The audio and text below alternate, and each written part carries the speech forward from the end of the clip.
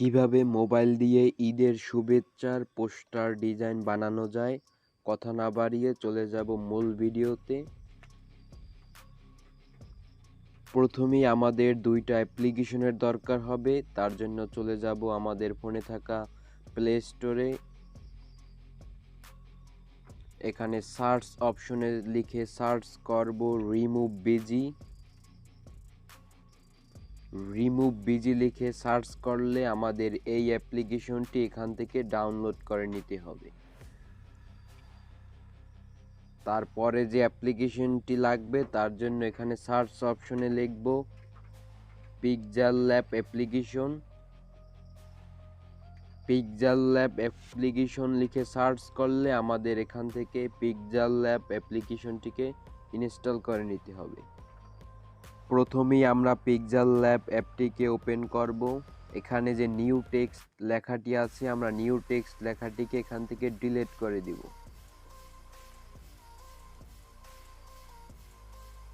তারপর এখান থেকে চলে যাব 3 লাইন ডট এই অপশনে। এখানে যে ওপেন পিএলপি ফাইল এই অপশনে চলে যাব। আর আপনারা ওপেন পিএলপি ফাইল এই অপশনে যে পিএলপি ফাইলটি লাগবে এই পিএলপি ফাইলটি কোথায় পাবেন? পিএলপি ফাইলের জন্য আমার ভিডিওটি যে দেখতেছেন এই ভিডিওর ডেসক্রিপশন বক্সে চলে যাব।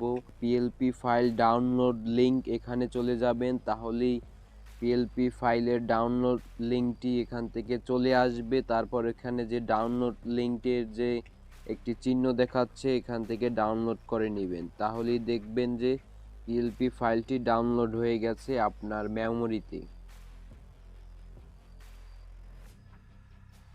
এবার আমরা চলে যাব পিক্সেল ল্যাব অ্যাপ্লিকেশনে। এখান থেকে চলে যাব 3 লাইন ডট এই অপশনে। এখান থেকে ওপেন পিএলপি ফাইল এই অপশনে চলে যাব। এখান থেকে উপরে কর্নারে যে দেখতে পাচ্ছেন পিএলপি লেখা এই অপশনে চলে যাব। এখান থেকে যে পিএলপি ফাইলটি আমার ডেসক্রিপশন বক্স থেকে ডাউনলোড করেছি সেই পিএলপি ফাইলটিকে এখানে আমরা পেস্ট করে দিব। দেখুন এখান থেকে আমাদের মেমোরি থেকে এই পিএলপি ফাইলটিকে এখান থেকে সিলেক্ট করে দিচ্ছি।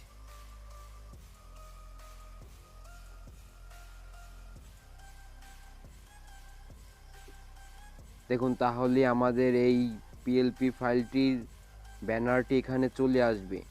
এখানে সব কিছুই সেট করা আছে, জাস্ট আপনার ছবিটিকে এখানে পেস্ট করে দিবেন আর আপনার নামটিকে এখানে লিখে দিবেন, তাহলেই হয়ে যাবে। দেখুন এখানে যে আমার ছবিটি দেওয়া আছে এই ছবিটিকে ডিলিট করে আমরা অন্য একটি ছবি এখানে পেস্ট করব। তার জন্য আমরা এই যে উপরে যে কর্নারে যে একটা অপশন দেখাচ্ছে এই কর্নারে এই অপশনে চলে যাব। তারপর এখান থেকে আমার ছবিটিকে ডিলিট করে দিব, তার জন্য এখানে একটি ক্লিক করব। দেখুন আমার ছবিটি কিন্তু এখান থেকে ডিলিট হয়ে গেছে। এবার আমরা এখানে অন্য একটি ছবি বসিয়ে দেব, তার জন্য প্লাস আইকনে চলে যাব। এখান থেকে ফ্রম গ্যালারিতে চলে যাব। এখান থেকে আমাদের রিমুভ করা একটি ফটো লাগবে। রিমুভ বিজি অ্যাপ্লিকেশনটিকে যে ডাউনলোড করেছিলাম সেই অ্যাপ্লিকেশনটিকে এবার আমরা ওপেন করব।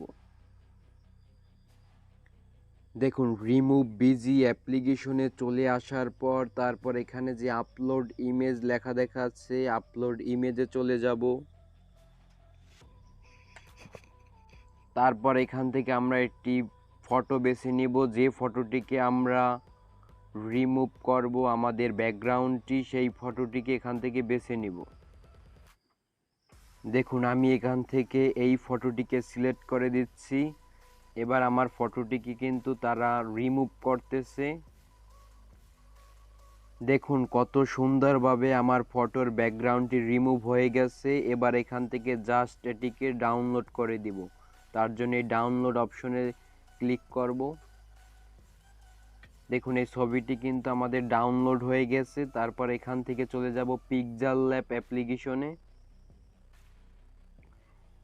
পিক্সেল ল্যাব অ্যাপ্লিকেশনে চলে আসার পর দেখুন পিক্সেল ল্যাব অ্যাপ্লিকেশনে চলে আসার পর তারপর এই প্লাস আইকনে চলে যাব। এখান থেকে ফর্ম গ্যালারিতে চলে যাব। এখান থেকে আমাদের এই যে ফটোর ব্যাকগ্রাউন্ড রিমুভ করা ফটোটিকে আমরা এখান থেকে সিলেক্ট করে দিব। দেখুন এখান থেকে একটু কমিয়ে বাড়িয়ে নেবেন।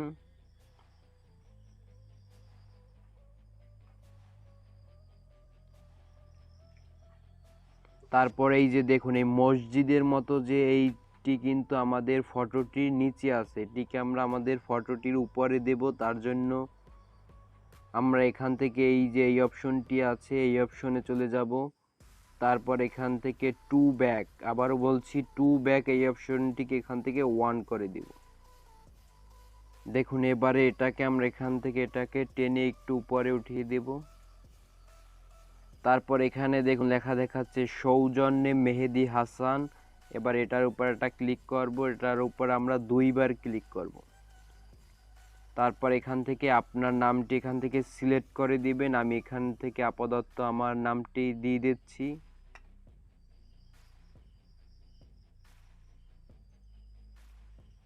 দেখুন ঈদুল আজহার যে পোস্টারটি অলরেডি কিন্তু এটি আমাদের রেডি হয়ে গেছে। জাস্ট এবার মাত্র এখান থেকে আমরা এটাকে ডাউনলোড করব। তার জন্য এখান থেকে চলে যাব উপরে প্লাস আইকনের পাশে যে একটি অপশন দেখাচ্ছে এই অপশনে চলে যাব। এখান থেকে সেভ অ্যাজ ইমেজ এই অপশনে চলে যাব। সেভ অ্যাজ ইমেজ এই অপশনে চলে যাওয়ার পর তারপর এটা এখান থেকে ডিফল্টে আছে, আমরা এখান থেকে আলটা সিলেক্ট করে দিব।